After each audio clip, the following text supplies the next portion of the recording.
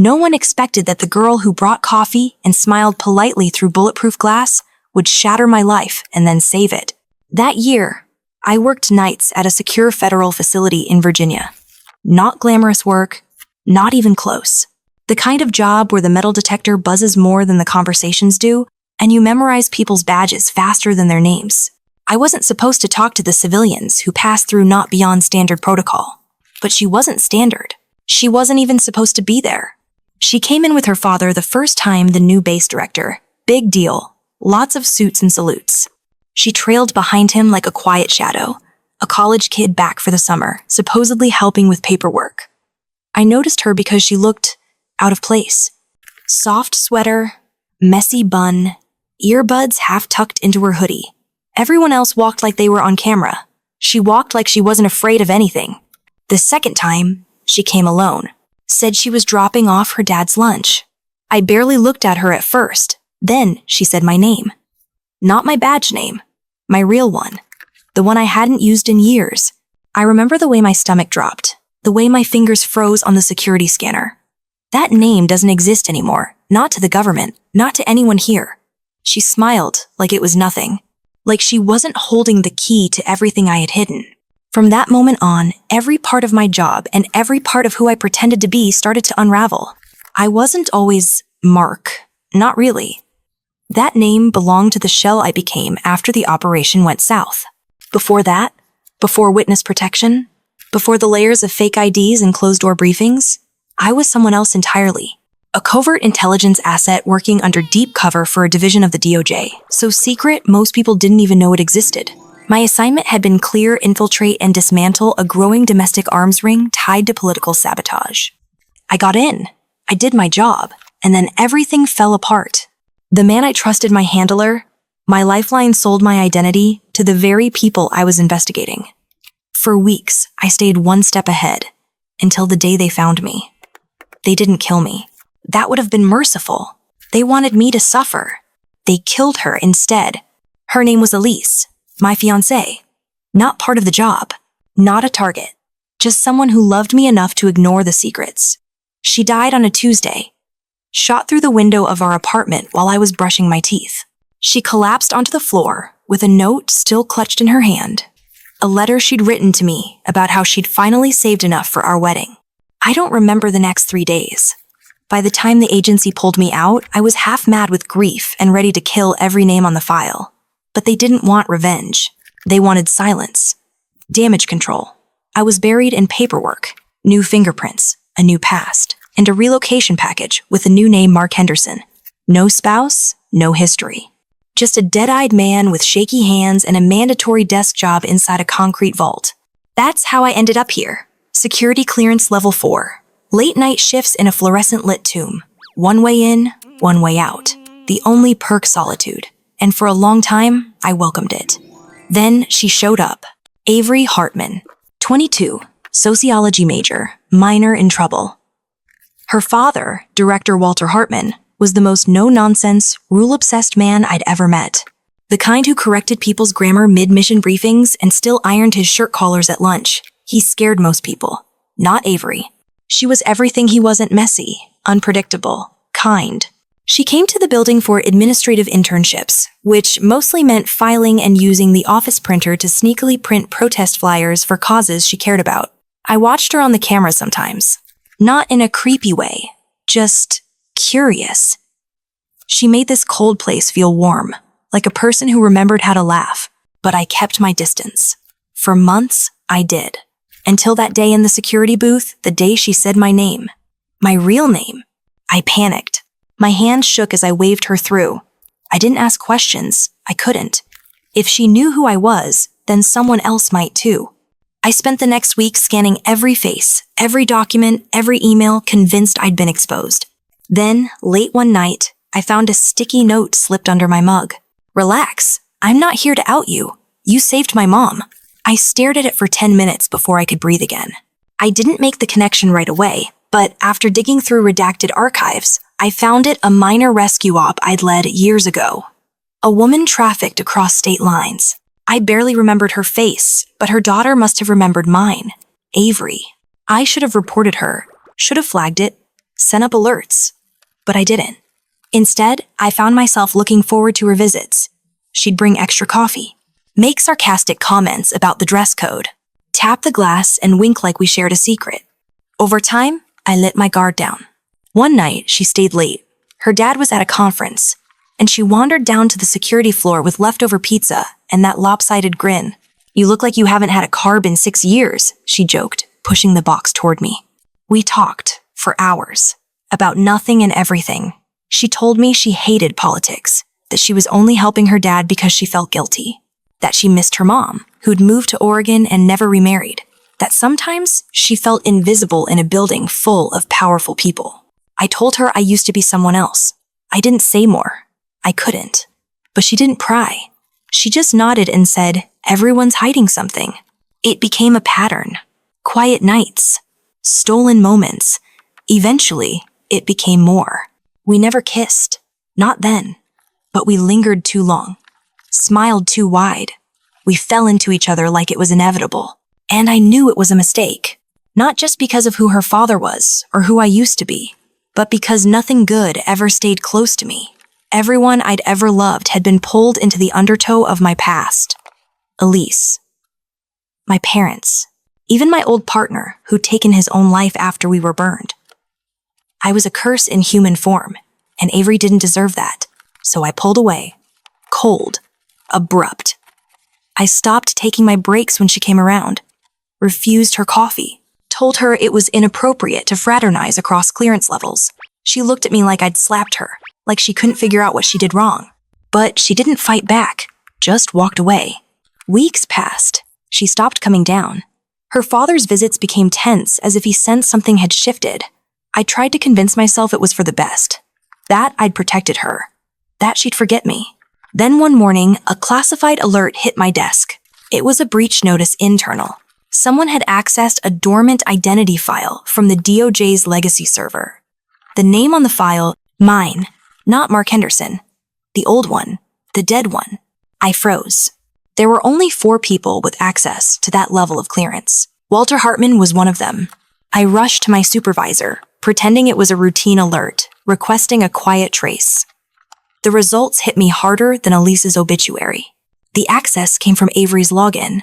I couldn't believe it. She wouldn't. She couldn't. Unless she never forgave me for walking away. Unless she dug into my past to hurt me. Or worse, to expose me. I wanted to believe there was another explanation. But the system logs didn't lie. She had dug where she wasn't supposed to. And now everything, my name, my safety, her safety, was in danger. The worst part? A small, desperate part of me still wanted to believe she did it to protect me. That maybe she sensed something was wrong and tried to understand why I pushed her away. But my training had no room for maybes.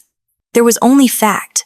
And the fact was, the girl who once slipped me pizza and protest flyers had broken into a federal database and held the match over the ruins of my second life. I saw her name on the access log, and that broken version of myself came back cold, sharp, and unyielding. For days, I replayed every moment we'd shared, searching for a hidden betrayal, a secret motive. The both of us were dangling at the end of a blade, and I was the one wielding the blade. When I finally called her in, I felt like a prosecutor delivering cross-examination. My voice sounded foreign, brittle in the echo of the security booth. Her face was pale, but calm. She held my gaze without flinching. "I need to know why," I said, every word carefully clipped. "Why did you look in my file?" She took a breath. "Because I knew something was wrong with you, and I couldn't just walk away." Her voice trembled, but she didn't flinch. "I was scared about you." That admission shook something loose in me. Hurt, longing, disbelief. "You're not supposed to access those files," I whispered. "You know that." "I know," she said. I couldn't stop myself. I spent that night alone, sitting in the booth, haunted by her words. The breach didn't automatically trigger alarms only because it was the government bureaucracy can be as slow as molasses and someone high-ranking had to approve the alert. But it was only a matter of time. Whoever controlled the press, the truth about Mark Henderson and the man he used to be, would come. And with that truth, everything I'd built would crumble. When I came in the next day, she was waiting outside the booth. On her face, determination had replaced fear. "I've done something," she said. "Maybe not the smartest thing, but when I saw your name, I couldn't just pretend I didn't recognize you, or that I didn't care." Her words tumbled out in a rush, unpolished, raw, full of love and regret.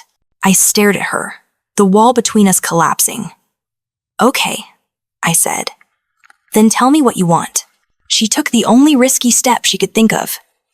"Help me, help you, please." She had breached a federal system, yes, but she'd done it out of care, not malice. I realized then that we were both playing roles, me as the covert agent hiding in plain sight, and her as the director's daughter playing the dutiful intern. Neither of us was free until we let go. We spent that day crafting a plan. Not perfect, but human. First, I would intercept the audit trail, patch the breach to disappear as authorized. I could argue it was a flagged false positive, a routine test.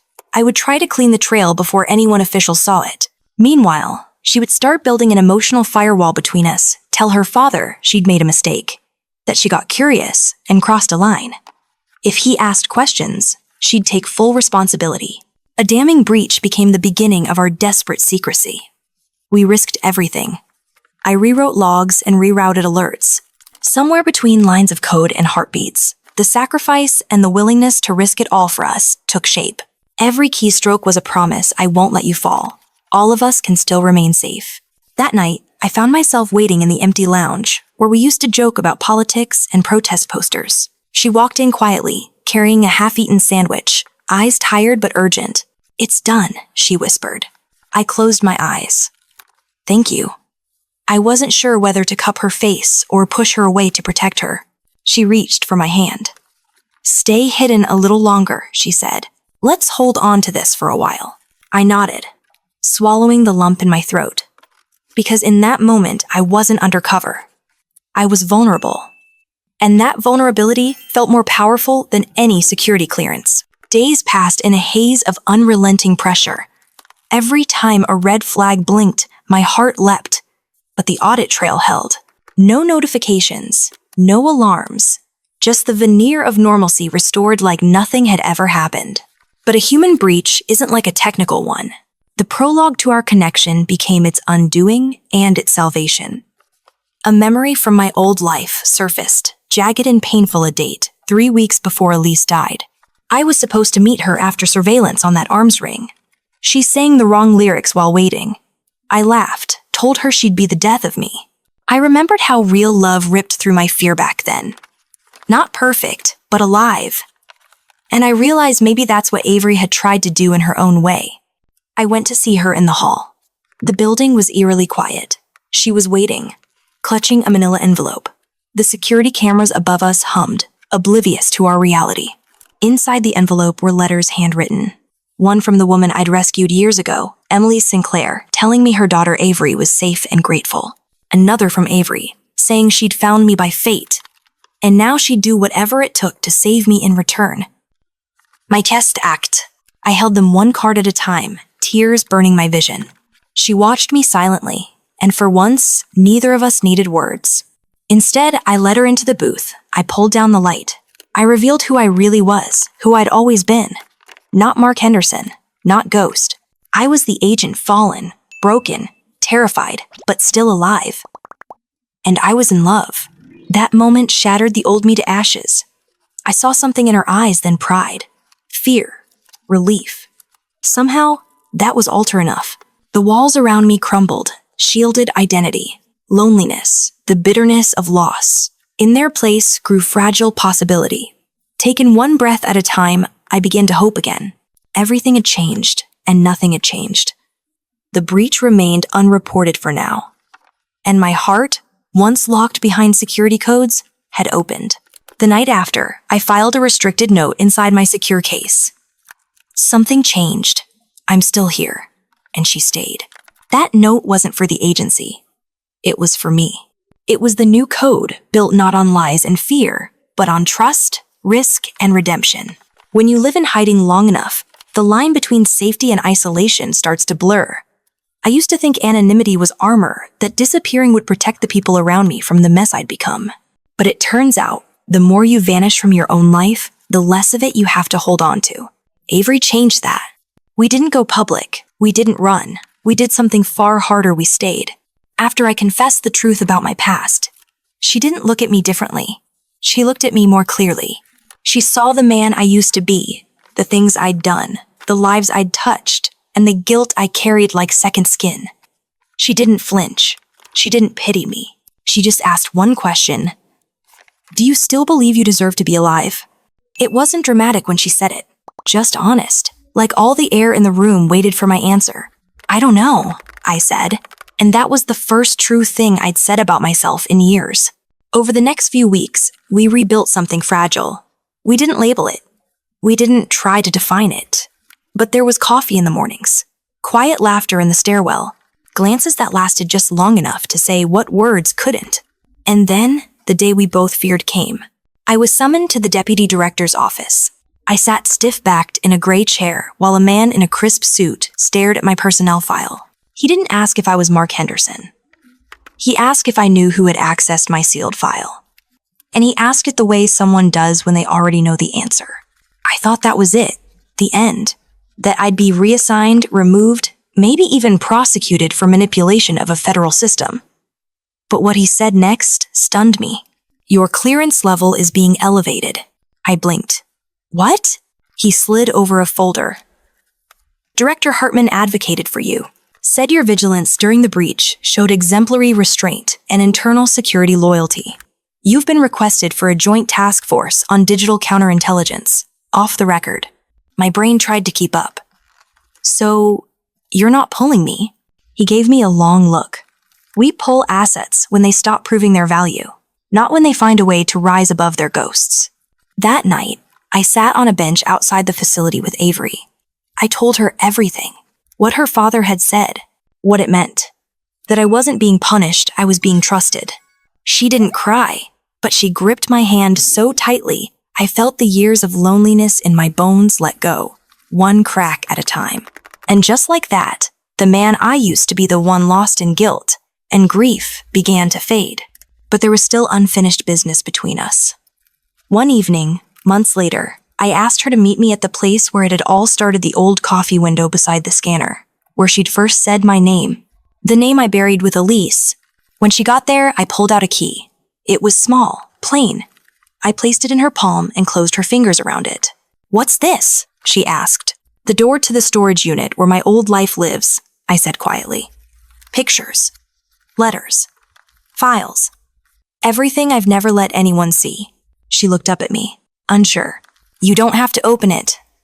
But if you do, I want you to know all of me. Later that week, she went. I didn't go with her. I let her face the ghosts on her own. When she came back, she didn't say anything. Just wrapped her arms around me and whispered, "Thank you for not erasing her." She meant Elise. In that moment, I understood something I never had before. Love doesn't mean replacing the past. It means making room for it, letting it live beside the present. Avery never asked me to forget Elise. She just asked if she could sit next to her in whatever space my heart had left. Months passed. We grew, quietly. No grand declarations. Just two people learning to breathe again, one moment at a time. She eventually left the internship program, said she wanted to build something outside her father's shadow. Got a job with a nonprofit focused on protecting victims of surveillance abuse. The irony wasn't lost on either of us. She smiled the day she got the offer, said maybe all this pain could lead to something useful. As for me, I stayed with the agency but on my terms. I took the elevation, the new post, the assignment that let me help others like me who had been buried by their work, betrayed by the very systems meant to protect them. And for the first time, I wasn't just surviving, I was contributing again. The man who once lost everything found his way back into the light. Even Hartman changed, in his own way. He never said a word about Avery and me, but he stopped being so stiff when he saw us together. One afternoon, he walked past me and said, "Make sure she's home by curfew." It was the closest thing to approval I ever expected. The day I finally visited Elise's grave, I didn't go alone. Avery came with me. She stood back, quiet, respectful. I knelt, touched the cold stone, and said all the things I'd kept buried for years. "I couldn't save you," I whispered, "but I found someone who reminds me what love feels like." Gah. That night, I slept without nightmares for the first time in almost a decade. Years from now, when someone asks me about love, I won't talk about grand gestures or fairy tales. I'll talk about what it means to stay, to risk, to forgive, to begin again. Because that's what Avery gave me, not just a second chance at love, but a second chance at life. And if there's any lesson I've learned from all of this, it's this: you don't escape your past by running. You heal it by choosing who walks into your future. Avery chose to walk with me behind every security door, through every closed file, across every scarred memory. And in doing so, she gave me the courage to stop hiding. Now, when people ask who I am, I don't say Mark like it's a mask. I say it like it's a man I've finally become.